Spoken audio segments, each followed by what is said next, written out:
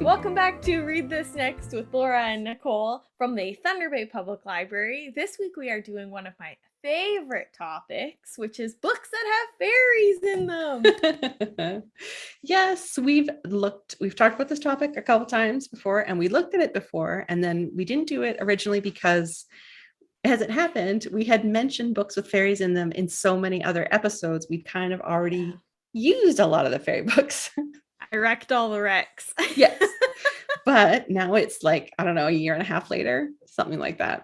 And we have a nice long list of fairy titles. To share. So I'm going to be finding new ones to read, and Laura's going to be, helping me find new ones to read, because I know fairies aren't like necessarily your go-to. No. They are my go-to. They occupy a solid shelf. When we get to my rec, it's still fairies, but it has a different kind of style to it than probably some of these other books. Yeah. All right, well, let's get into it. I am doing the first one, which is The Witch King by H.E. Edgman. I have been looking at this one for months now and hoping and praying that the library would get it in stock. And obviously I missed it because I didn't know that it did yet. So here's the description. It's in ebook. That may have been how you missed it. So we don't have it yet. Okay. We have it in Cloud Library. Yeah, I'm a paper reader, so that makes sense. Fair enough. Wyatt would give anything to forget where he came from, but a kingdom demands its king. In Azalin? Okay. Fae rule and witches like Wyatt Croft don't. Wyatt's betrothal to his best friend, Fae Prince Emir North, was supposed to change that. But when Wyatt lost control of his magic one devastating night, he fled to the human world. Now a coldly distant Emir has hunted him down. Despite transgender Wyatt's newfound identity and troubling past, Emir has no intention of dissolving their engagement. In fact, he claims they must marry now or risk losing the throne. Jaded, Wyatt strikes a deal with the enemy, hoping to escape Azalin forever. But as he gets to know Emir, Wyatt realizes the boy he once loved may still exist, and as the witches face worsening conditions, he must decide once and for all what's more important, his people or his freedom. Yeah, it sounds really good. I feel like this is kind of like a friends to enemies to lovers ? Yeah, we got a real trajectory. We love to see it. Yeah, we've got a real trajectory happening here. Yeah.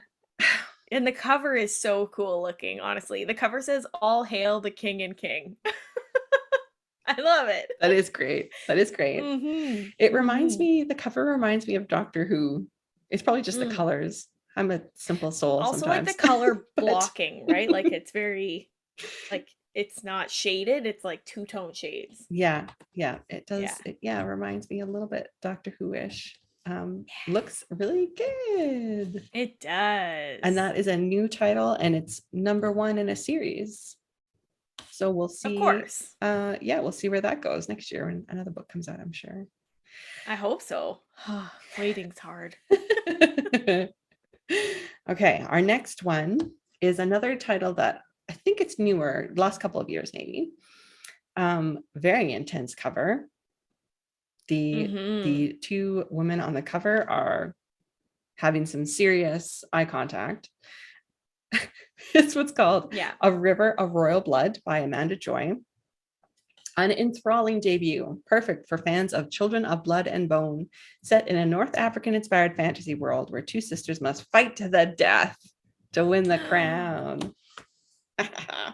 16-year-old Eva is a princess, born with the magic of marrow and blood, a dark and terrible magic that hasn't been seen for generations in the vibrant but fractured country of Mire. Its last known practitioner was Queen Rhaena, who toppled the native Khmer royalty and massacred thousands, including her own sister, 8 generations ago, thus beginning the rival heir tradition. Living in Rhaena's long and dark shadow, Eva must now face her older sister, Eva and Isa, in a battle to the death if she hopes to ascend to the ivory throne, because in the queendom of Mire, only the strongest, most ruthless leaders survive. When Eva is attacked by an assassin just weeks before the battle with her sister, she discovers there is more to the attempt on her life than meets the eye, and it isn't just her sister who wants to see her dead. As tensions escalate, Eva is forced to turn to a Fae instructor of mythic proportions and a mysterious and handsome Kirmor prince for help in growing her magic into something to fear. Because despite the love she still has for her sister, Eva will have to choose Issa's death or her own.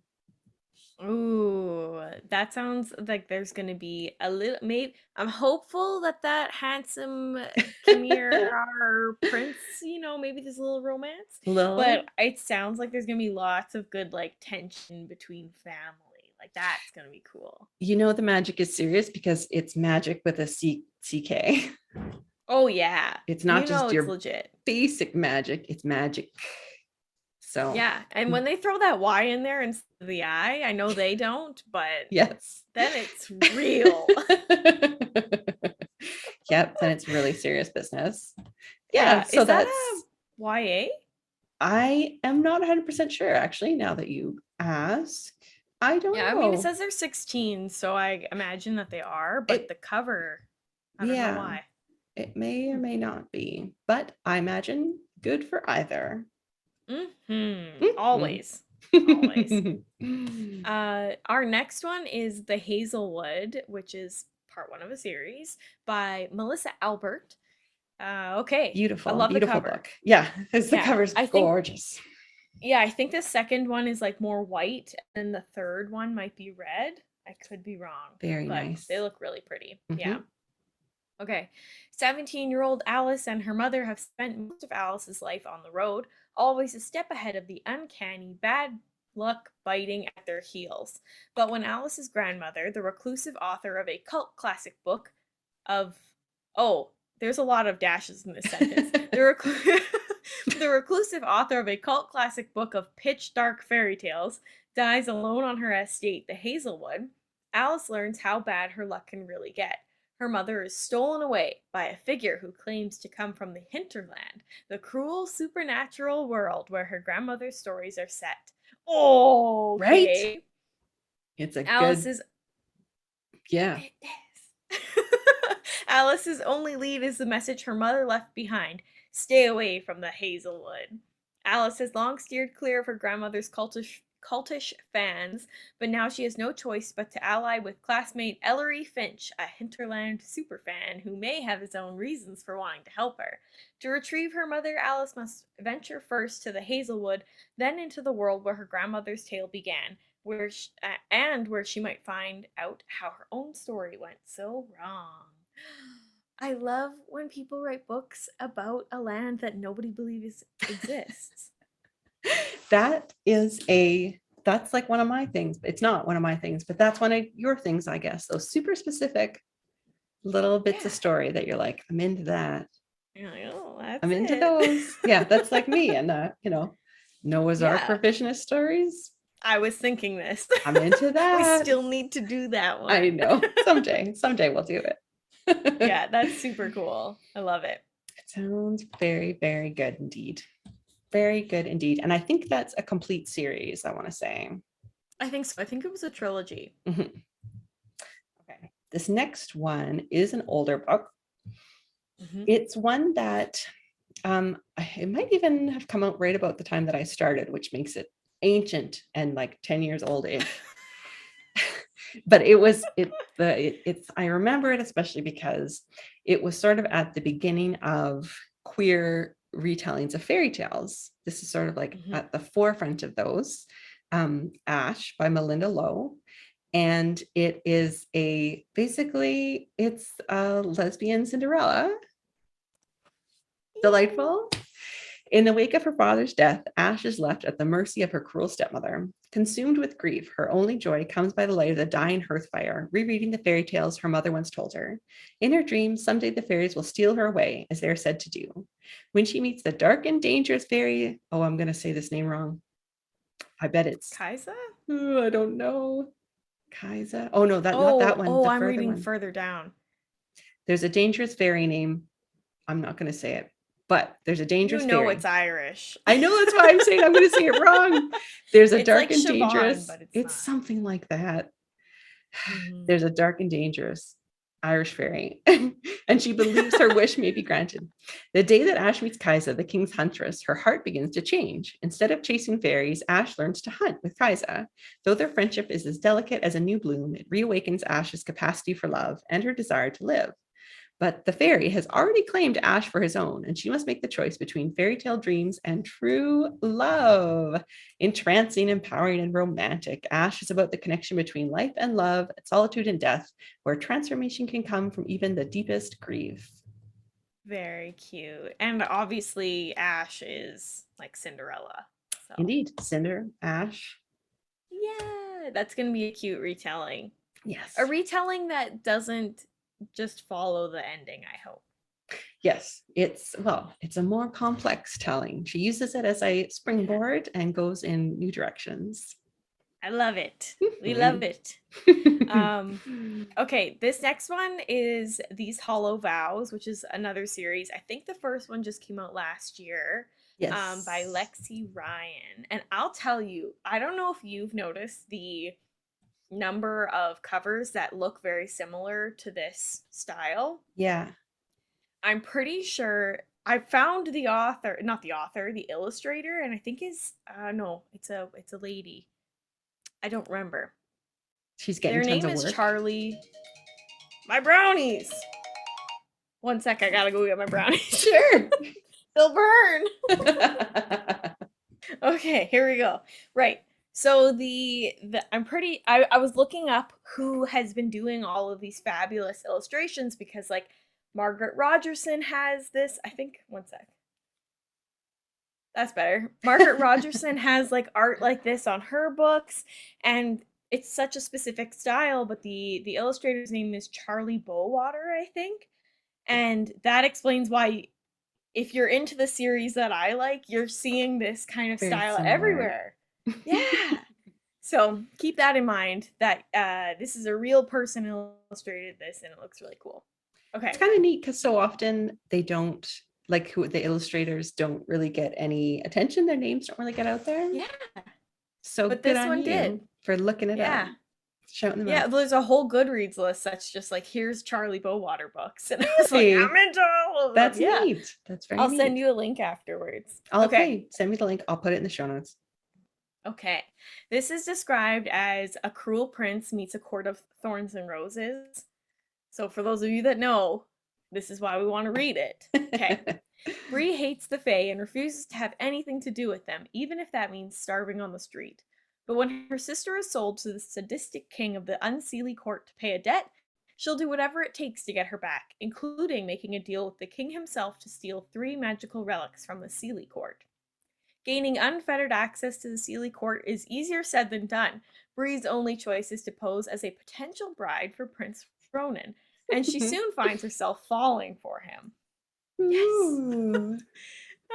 Unwilling to let her heart distract her, she accepts help from a band of unseelie misfits with their own agenda. As Bree spends time with their mysterious leader, Finn, she struggles to resist his seductive charm. Oh boy. Caught between two dangerous courts, Bree must decide who has her loyalty and who to trust with her heart. I feel like we've lost track of her sister. Maybe. I forgot this was about anything other than her falling in love. What's important here is love. Sounds like there's a lot going on, but fun. She's getting in there, mixing it up. Yeah, and I will say, if you haven't read it's part of my rec later, the Akatara Court of Thorns and Roses series, but go read Cruel Prince 2. We've wrecked that one before. Holly Black also has Tithe, which is amazing. Go check those out. Very good. Okay, our next one is a standalone book called The Memory Theater by Karen Tidbeck. In a world just parallel to ours exists a mystical realm known only as the Gardens. It is a place where the feasts never end. Games of croquet have devastating consequences. All right, I'm into that. Love croquet. Love it. And teenagers are punished for growing up. I mean, isn't growing up the punishment? Well, you're not wrong. That's a dark joke. It's a dark joke. Okay, sorry, carrying on. For a select group of masters, it's a decadent paradise where time stands still. For those who serve them, however, it's a slow torture where their lives can be ended in a blink. In a bid to escape before their youth betrays them, Dora and Thistle, best friends and confidants, set out on a remarkable journey through time and space. Traveling between their world and ours, they hunt the one person who can grant them freedom. Along the way, they encounter a mysterious traveler who trades in favors and never forgets debts, a crossroads at the center of the universe, our own world on the brink of war, and a traveling troupe of actors with the ability to unlock the fabric of reality. Endlessly Mm. inventive, the Memory Theater takes the reader to a wondrous place where destiny has yet to be written, life is a performance, and magic can erupt at any moment. It is Karen Tubeck's most engrossing and irresistible tale yet. Sounds Ooh. amazing. That does sound really good. I will say, I don't know why, but I'm getting Alice in Wonderland vibes. Maybe it was because it Yes. started with croquet, but then Yeah. I don't know. It seems very like mystical in its own, just kind of going in multiple ways in one place. That Yes. description sounds weird, but that's yeah. And I like the two of them on a journey, encountering different people, getting things done. Yeah. Sounds very, very good.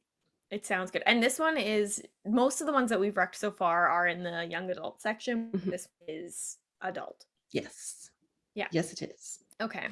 Our next one is Walk the Wild with Me, Good which title. is, yeah, by Rachel Atwood, Irene Radford, and C.F. Bentley. 3 authors. Okay. Well, the cover says just Rachel Atwood, so Mystery. mm, Hmm. yeah, okay, we'll figure that out. Go check it out. Tell us what's up with that.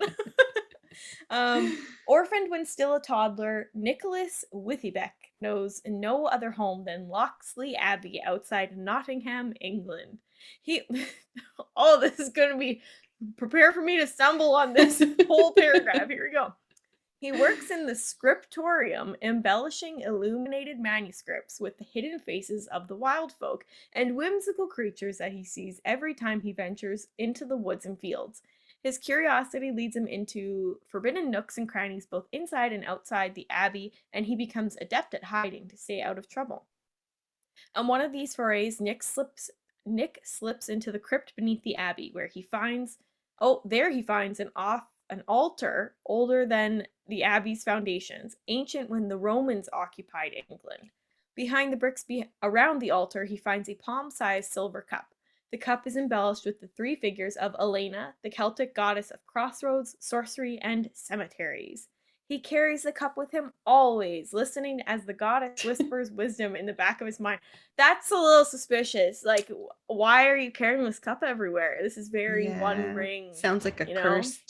a cursed item, Yeah, perhaps. not good. And it's talking to him? With Elena's cup in his pocket, Nick can see the masked dancers at the May Day celebration in the local village are actually the creatures of the wood. The Green Men, known to mortals as Little John and Robin Goodfellow, Yeah, I was Herne the gonna Huntsman. carry on. What? No, carry She's on. like, Robin!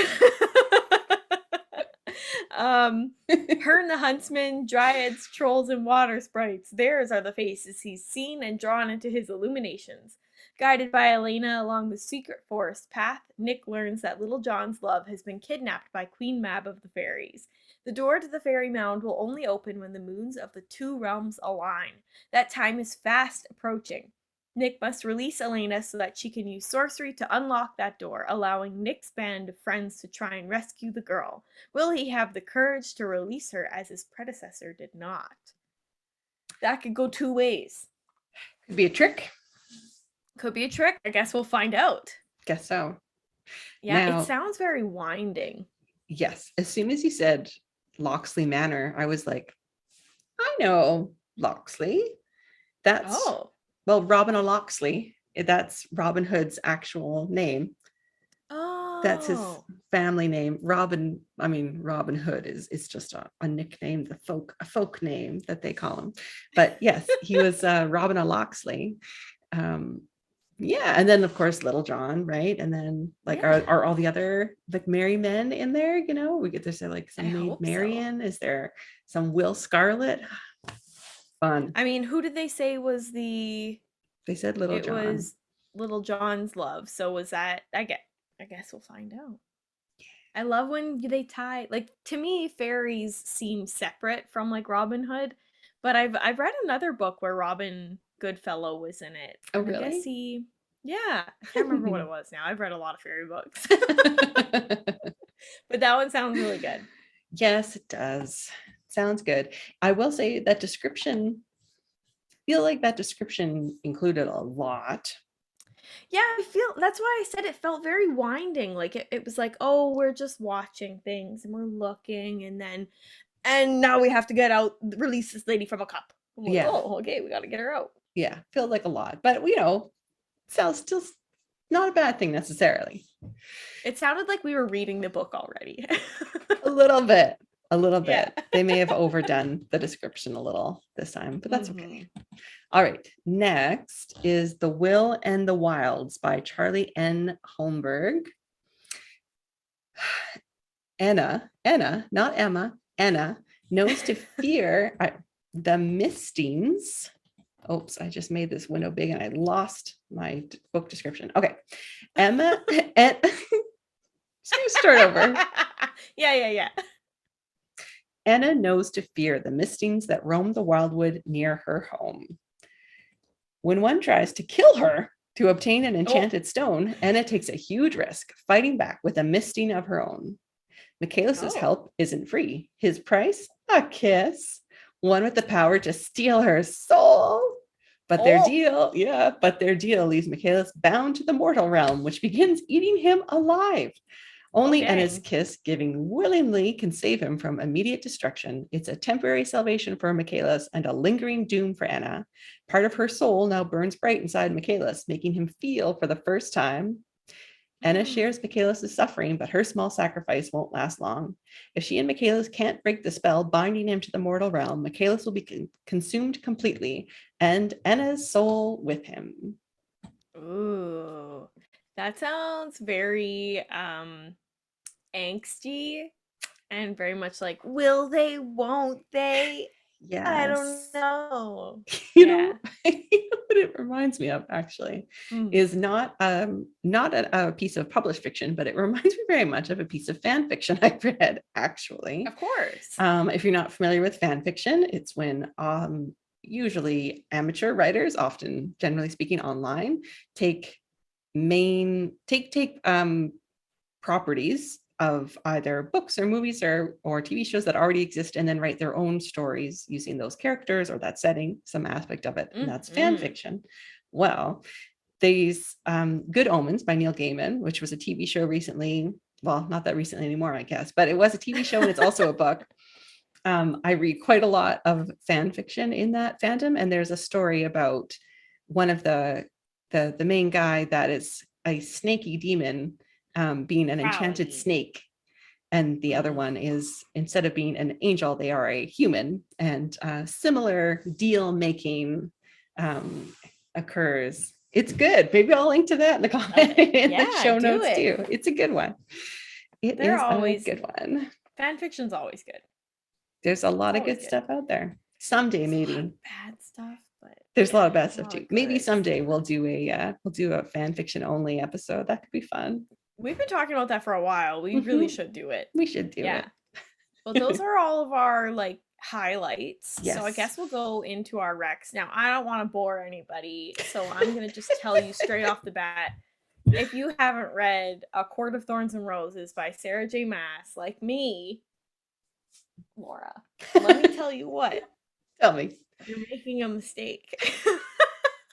I had not read these books, and this is coming from someone who says, I love fairies. Fairy Yes. books are great. And here I am sitting here for these past however many weeks we've been Years. filming this. Yeah, and how many years alive, having not read this series of books. It is so good. I understand now. I will say, for those of you that read it, it is spicy. The first book is in YA, and it is spicier than I anticipated for YA, so keep that in mind. But it's a series of like 4.5 books, and follows a main character named Farah. I don't know. I don't know how to pronounce it. Think it's something like fair. Sure. But it's really good. Basically, she's a human who is their family is starving. They're suddenly poor and she's hunting for survival. Very Katniss of her. Mhm. And she's out in the woods and she's heard rumors that like um the fairies have been patrolling the woods as like giant wolves, and she just like, I hate fairies. And shoots an arrow through one of the giant Giant wolf's wolves. hearts. But she's like trying to convince herself. She's like, oh no, that was just a regular wolf. Because I'd be in big trouble if that was a fairy. Well, what do you know? It was a fairy. And then the fairy that rules over that court, the Yeah. spring court, whisks her away and is like, you broke the treaties and blah, blah, blah. And then they slowly fall in love. It's dramatic. It's amazing. It takes you to another world where there's so much happening. And then the second book's even better. So I would just say, if you read A Court of Thorns and Roses and you're like, this isn't really for me, read the second book and you'll be like, this is for me. Does it follow the same characters throughout? I can't give too much away. Okay. The main character, Fair, whatever, she is the main character for the first like 3.5. I say 3.5 because one of them isn't technically a full book, but they've published it as if it is. Okay. So it's kind of Is it a listed as like novella? 3.1. No, not really. It's like 300 pages. Okay. Anyways, I don't know. Anyways, let's just pretend it is a full book. The first 4 Okay. books are with Farah, and then the 5th book is with her sister, and it's like she's the main character now. Sure. I will tell you, this is the one that got moved. This series is infamous for having started in YA and then got moved to adult. I get it. It got the spice level, it went up, and I was like, how did it go up from these past books? And it did. So warning, What she's if you're saying is reading it. it's not PG-13. No. No. I wouldn't. The first books are not PG-13. Some libraries have put them in adult. Yeah. Nicole suggested that we should consider the same. Just so you're not walking in blindly, you know? I should probably read it. You should. Honestly, it's really good. I lent it to our coworker Patience. Yes. And I'm getting everybody my age to read it because I'm like, read this book. It's so good. And because my friends at camp this summer, I was like, oh guys, I'm looking for some new books to read. And they're like, have you read A Court of Thorns and Roses? And I was like, I am ashamed. I have not. And then I did. And I'm like, where was I? Now I have to go read her other series because apparently it's just as good. Well, she's got lots of stuff. She is very prolific. Yeah, she's got a ton. A ton of stuff. Yeah. Yep. Yeah, I will say though, the 5th book it's called the Akatar series. It was like a chonk. It was it's in the other room. It's like 600 to 700 pages. It's huge. So many. So there's a lot to read. It's good. It'll keep you going for a while, is what we're getting at. Yeah, like I read that in a few days. So usually it's like a 1-day reader right here. Took me a few. More to love. Anyways, yeah. So I recommend all fairy books, and go check out our previous episodes. But here is Laura's recommendation. Yes. Okay. So if you've been watching for a while, then you know that I'm not, generally speaking, a big fantasy person, more inclined towards sci-fi, if anything else. Or I certainly read a certain amount of like paranormal, supernatural stuff, but not high fantasy. So this is a fairy one. It's a series. It's an adult series. There's 3 books and it's completed. It's a trilogy. And the series is called the Arcadia Project. Book 1 is Borderline by Michelle Baker. And here's the description. Okay. A year ago, Millie lost her legs and her filmmaking career in a failed suicide attempt. Just when she's sure the credits have rolled on her life story, she gets a second chance with the Arcadia Project, a secret organization that polices the traffic to and from a parallel reality filled with creatures straight out of myth and fairy tales. For Mm. her first assignment, Millie is tasked with tracking down a missing movie star who also happens to be a nobleman of the Sealy court. To find him, she'll have to smooth talk Hollywood power players and uncover the surreal and sometimes terrifying truth behind the glamour of Tinseltown. But stronger forces than just her inner demons are sabotaging her progress. And if she fails to unravel the conspiracy behind the noble's disappearance, not only will she be out on the streets, but the shattering of a centuries old peace could spark an all out war between worlds. Ooh. So it's No sort of pressure, like it says. no pressure. Yeah. It's the urban fantasy genre, basically, right? Where it's like real world stuff, just with a lot of fantasy layered over top. A Now, lot more grounded. a lot more grounded.